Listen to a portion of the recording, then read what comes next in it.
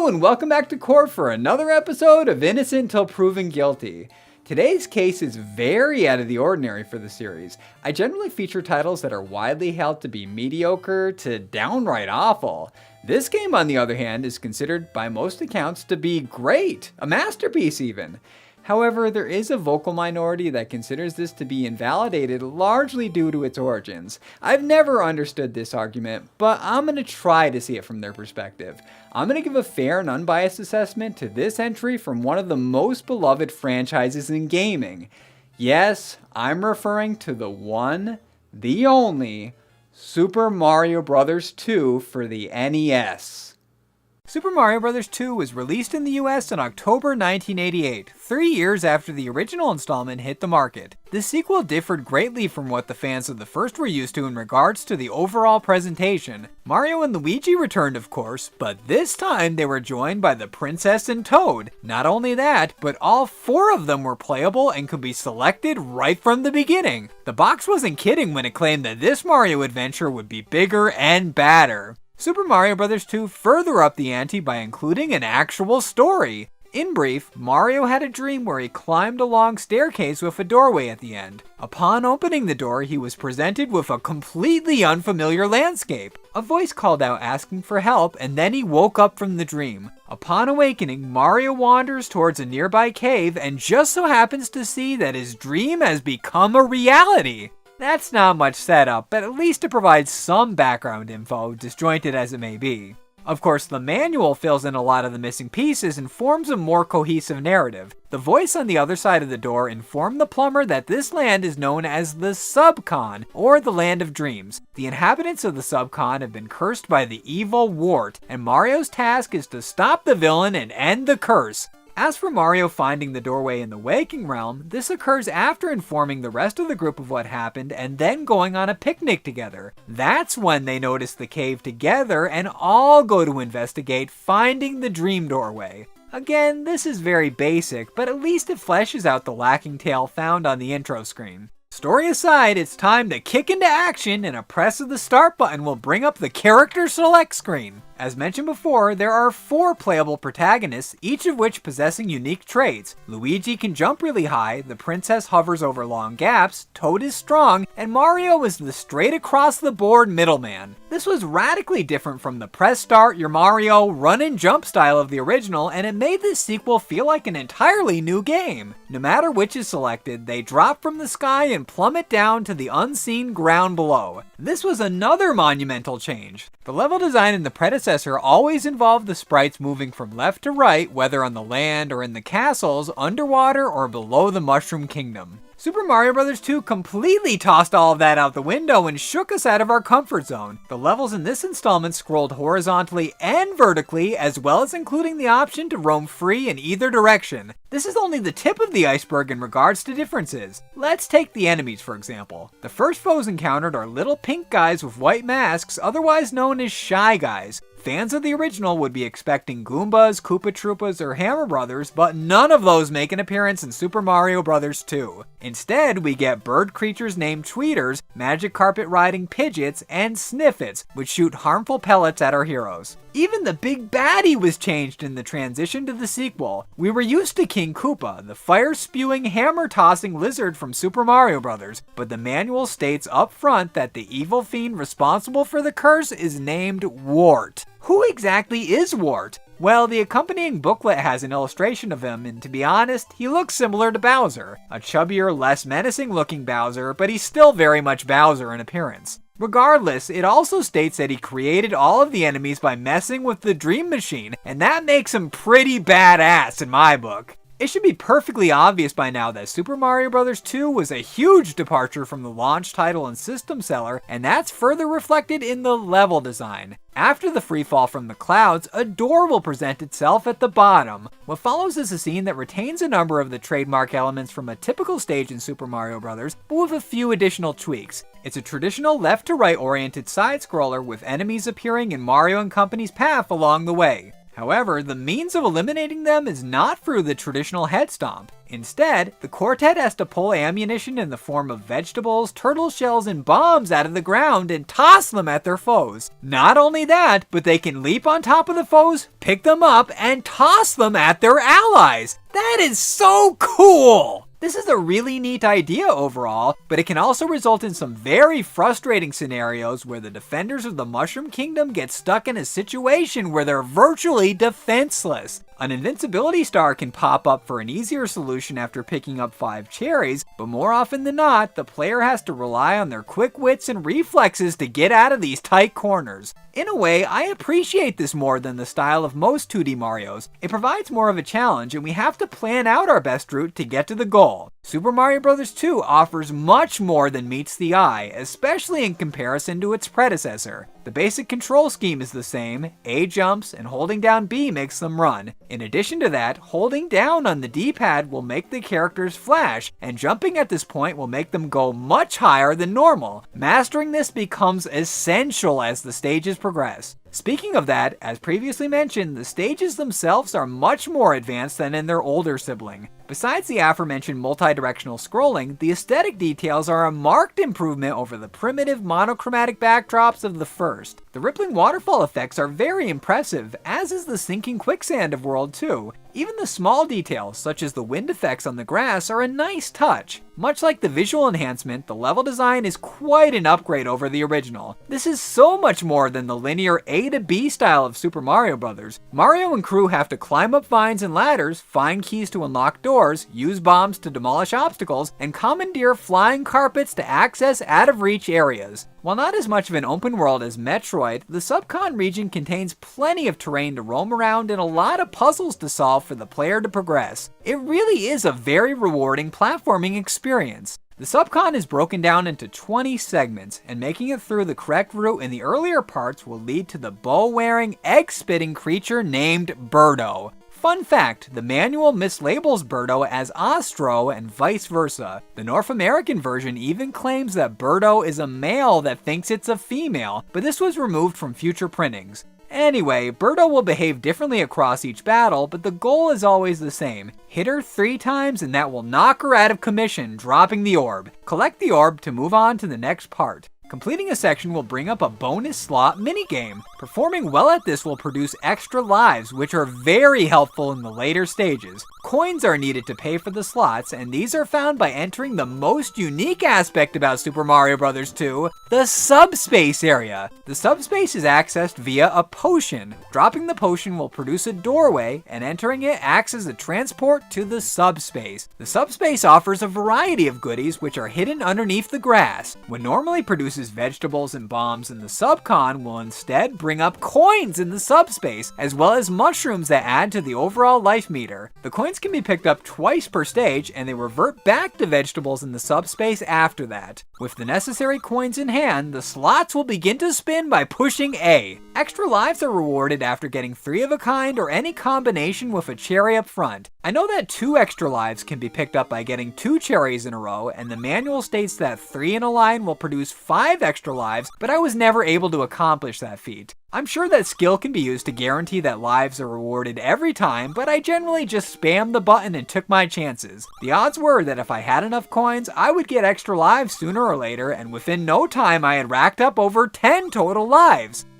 Once the bonus chance is over, it's on to the next section with more digging, subspace discoveries, and Birdo encounters. 1-3 introduces the terrifying, the nightmare-inducing Phanto. Phanto is triggered after one of our heroes takes the key. After it's lifted, Phanto awakens and goes on the hunt for our hides like a bat out of hell. It's seriously stress-inducing and it really gets the heart rate going. However, there is a solution to the Phanto menace. Temporarily drop the key. Phanto will back off if you aren't holding his possession. Just drop it every once in a while until the protagonists are at the locked door and all should be well. Moving past that unpleasant business will lead soon enough to the main boss encounter of each world. The boss of World 1 is a Mouser, 2 is a Triclide, 3 is the Fry Guy, etc. They all have different attack patterns and each require varying strategies for eliminating them. It's a very nice change of pace from Super Mario Bros. Where it was Bowser and Bowser decoys 24/7.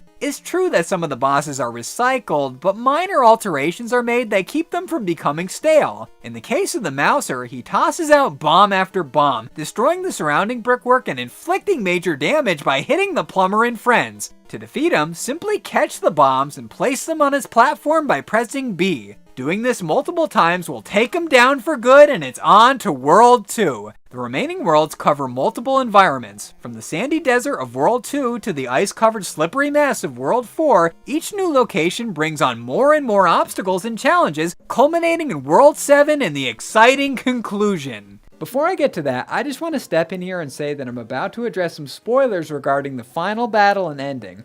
I'm sure that this is common knowledge by now, but I just want to put up a warning for anyone who wants to remain unspoiled. Click the artwork over there to skip past it, otherwise we're heading into spoiler territory now.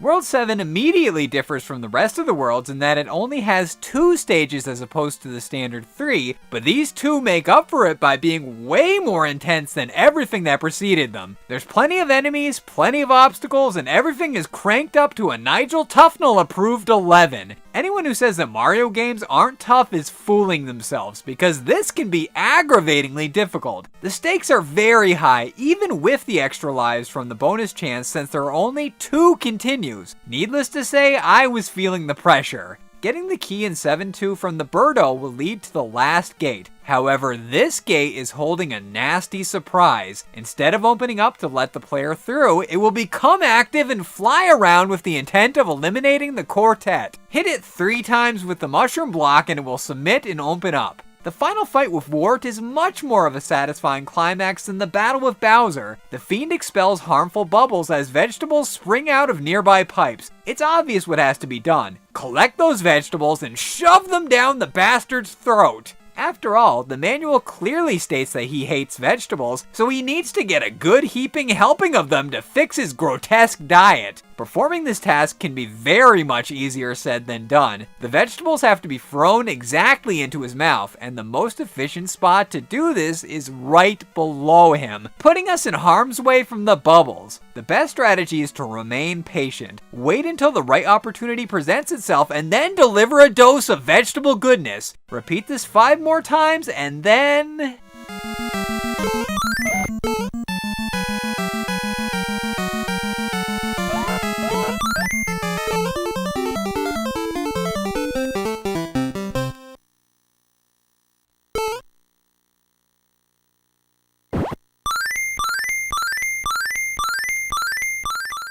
With the subcon residents freed and the tyrant ousted from his position of power, everything turns out hunky-dory. But what's this? It was all a dream? Well, yeah, that actually makes sense, since this whole thing started out as a dream of Mario's. All I know is that this music by Koji Kondo is beautiful.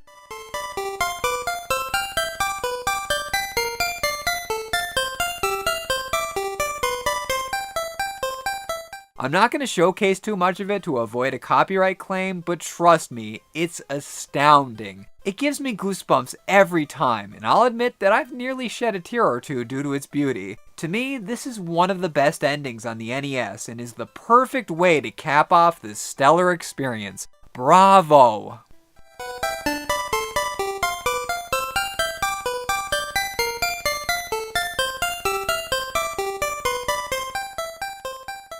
I've had nothing but compliments to give over this extraordinary gem in the NES catalog, so some of you may be wondering, what's with all the hate if it's so good? Remember how I said that it doesn't have many of the traditional Mario trademarks? Well, that's because it originated from a Famicom game that has absolutely nothing to do with the franchise. Yume Kojo Doki Doki Panic was released for the Famicom in July 1987. It was designed to tie in with an event on Fuji TV. Doki Doki Panic features 4 playable characters, each with unique traits, and 1-1 starts off with the protagonist dropping down from a door in the sky. All of this should look and sound familiar because what became known as Super Mario Bros. 2 in the US was derived from Doki Doki Panic, but the sprites and other elements were altered to give it a resemblance to Mario. Super Mario Bros. 2 in Japan, otherwise known as the Lost Levels in the US, looks, sounds, and plays a lot like the first, but is much, much harder. Due to this being considered too much for the US, Doki Doki Panic was transformed into a less challenging alternative. This is why so many people discount the American Super Mario Bros. 2 as not being a real Mario game. However, it's come out in recent years that the prototype that became Doki Doki Panic was initially intended to be a new Mario release. It was going to have a simultaneous co-op mode and vertical scrolling sections, but it was considered too advanced for the hardware and subsequently shelved. A little while later, Fuji TV approached Nintendo about making a tie-in to their Yume Kojo property, and they decided to use that earlier Mario prototype as the basis for it. So it turns out that the game that ultimately became a Mario title was originally developed with Mario in mind. The prototype came full circle, and the end result is a near masterpiece. Shigeru Miyamoto, the creator of the franchise and an industry legend, has even gone on record as saying it's his favorite Mario title. If that isn't enough right there to legitimize the American Super Mario Bros. 2 or Super Mario Bros. USA as it was released as in Japan, then I don't know what will.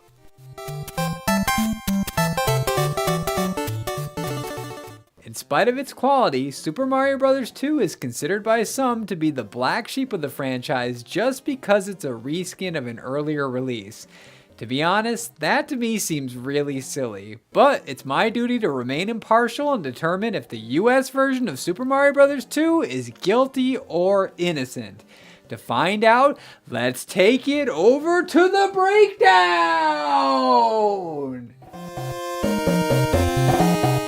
What more do I have to say about Super Mario Bros. 2 that I haven't already? It's amazing! It's a near masterpiece. The level design is miles beyond the original, the sprites and enemy concepts show true inspiration, and the music by Koji Kondo is pure brilliance. Yes, it's true that this is technically a reskin, but does that really matter when the quality is this good? No, it shouldn't at all. The American Super Mario Bros. 2 may be vastly different than its older sibling, but in this particular case, that's not a bad thing. Super Mario Bros. USA was the step in the right direction that the franchise needed, and it made a huge impact on the many installments in the series to come. It should be recognized as the work of art that it is, and every fan of retro consoles should own a copy of it.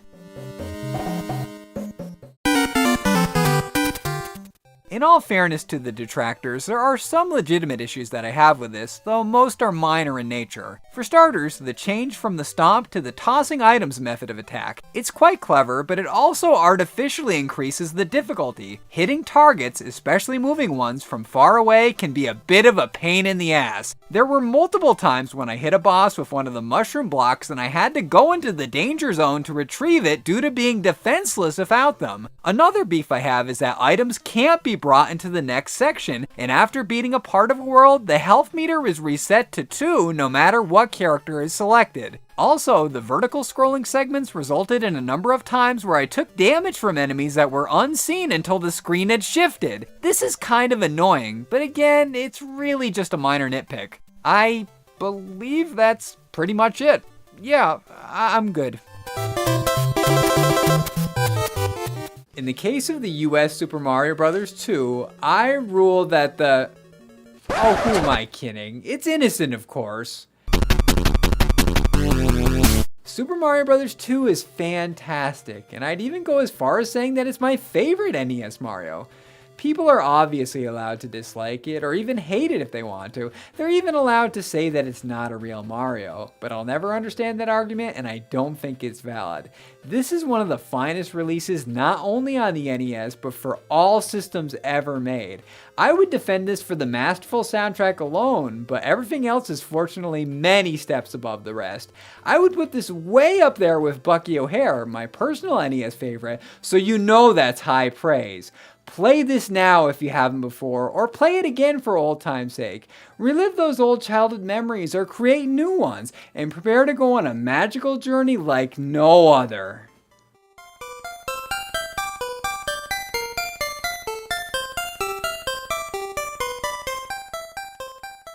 Now that Super Mario Bros. 2 has received its rightful verdict, it's time for the return of Cygnus Destroyer's retro reviews. And this one will be a viewer request. Come back on the 15th for that, but until then, and until the next time that a fair trial has to be given to another ravaged cartridge or disc, court is now adjourned.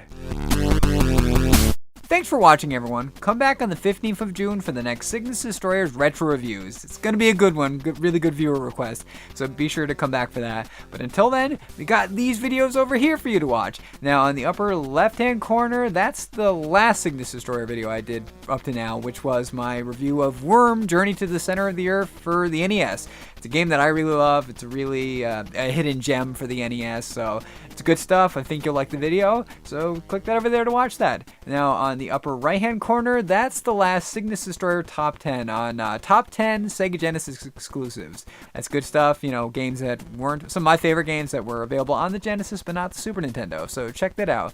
Now, on the bottom left-hand corner, because I like doing this, check out my buddy, Jay Hicks, the Dolly Popka, his review on Robin Hood, Defender of the Crown. For one, it's a good review, and two, I think you'll find a little surprise in there that you'll like, so, you know, people like my stuff, so yeah, check that out. Jay's a good guy, so check that out. And of course, as always, if you're new to this channel and you like what you saw, click that red box right there and that'll subscribe you to the channel and you'll be able to keep up to date with all my content. So again, come back on the 15th of June for the glorious return of Cygnus Destroyer's retro reviews, but until then, I'll talk to you guys later. Bye-bye!